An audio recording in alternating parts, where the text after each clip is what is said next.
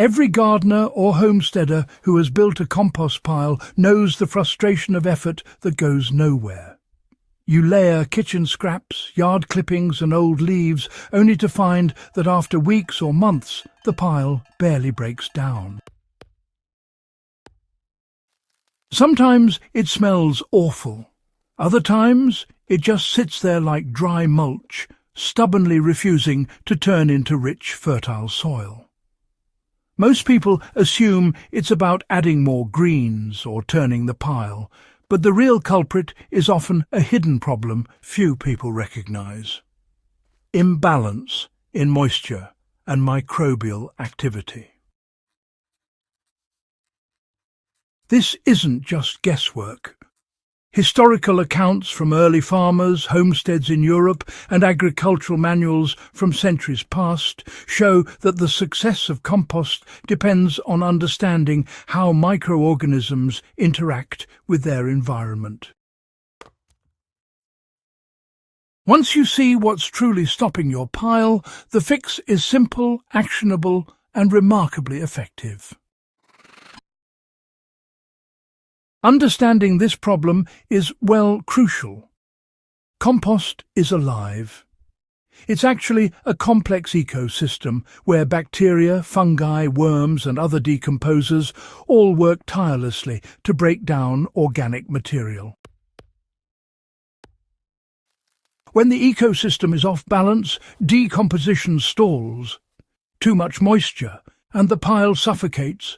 Too little, and microbes become inactive. Too much nitrogen-rich material, and it heats excessively and burns out the delicate organisms.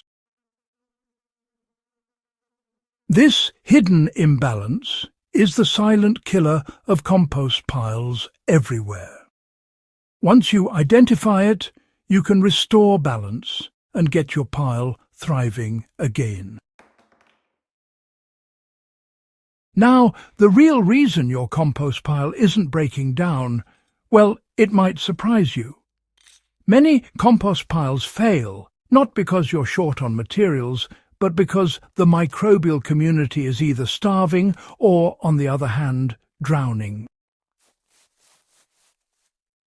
You see, microorganisms need three things to really thrive: carbon, nitrogen, and oxygen. Carbon provides their energy, nitrogen supports their growth, and of course oxygen fuels their metabolism. Too much carbon without enough nitrogen, and you'll end up with a slow, dry pile that barely heats up at all. On the flip side, too much nitrogen without enough carbon creates a smelly, soggy mess. Most backyard composters, well, they either add too many greens, like vegetable scraps, or too many browns, like dry leaves and straw, without quite realizing that balance is absolutely critical. You know, historical farmers often tested this balance empirically. They would observe the colour, the smell, and even the heat of the pile to gauge whether it was healthy. Over time they learned that a pile that smelled earthy, was warm to the touch, and was just slightly damp, was really thriving. And, well, these are signals modern composters can still use today. Honestly, the solution lies in careful observation and just some simple adjustments.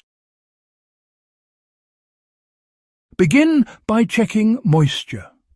A healthy pile should feel like a wrung-out sponge, you know, damp but not dripping. If it's too wet, mix in dry leaves, straw or shredded cardboard to absorb excess water. If it's too dry, just add water gradually, mixing thoroughly to distribute it evenly. Next, consider the carbon-to-nitrogen ratio. Historically, farmers would layer straw or dried leaves with kitchen scraps in alternating layers to create balance. You can do the same, really. Incorporate a mix of high-carbon browns like shredded paper, dry leaves or sawdust with nitrogen-rich greens such as fruit and vegetable scraps, coffee grounds or grass clippings. Oxygen is equally vital. Compost piles without sufficient airflow develop anaerobic zones where harmful bacteria dominate, creating foul odours and, well, slowing decomposition. Turning the pile regularly, even once every week or two, reintroduces oxygen and really stimulates microbial activity. For larger piles, using a garden fork to mix the centre is especially effective. Historical accounts of communal compost pits show that turning was a ritual part of maintenance, ensuring even heat distribution and, preventing foul odours. Why temperature is a hidden factor most people overlook. A thriving compost pile generates heat. This is not incidental.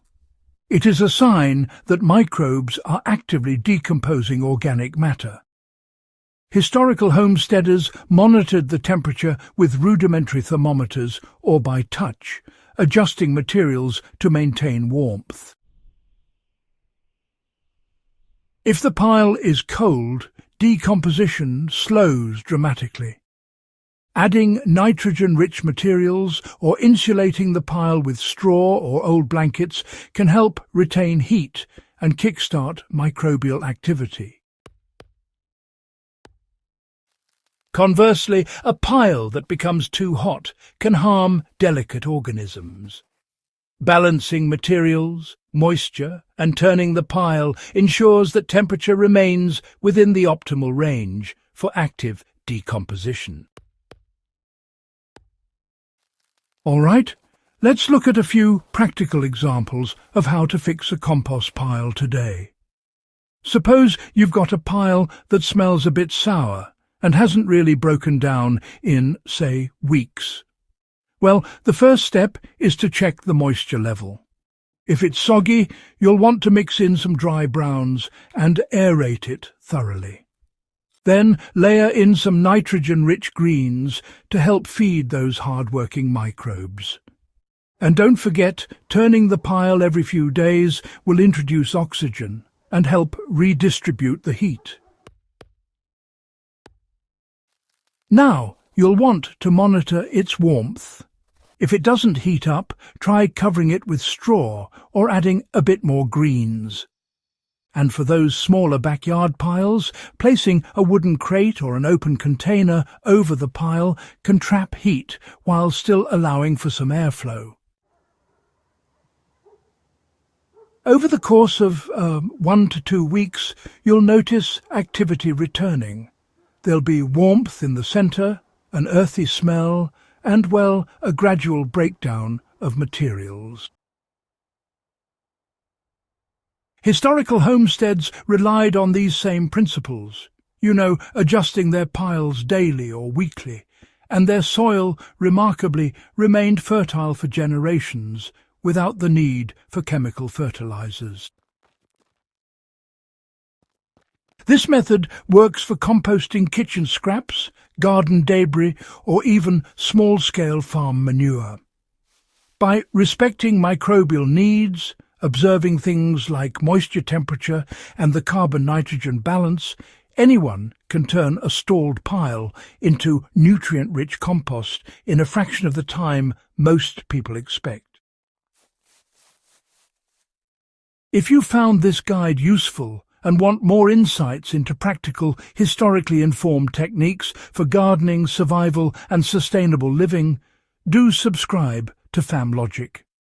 Share this video with friends, neighbours and fellow enthusiasts who want to turn their compost piles into fertile, life-giving soil. By applying these centuries-old principles, we honour the wisdom of the past while building a more productive and, well, sustainable future today.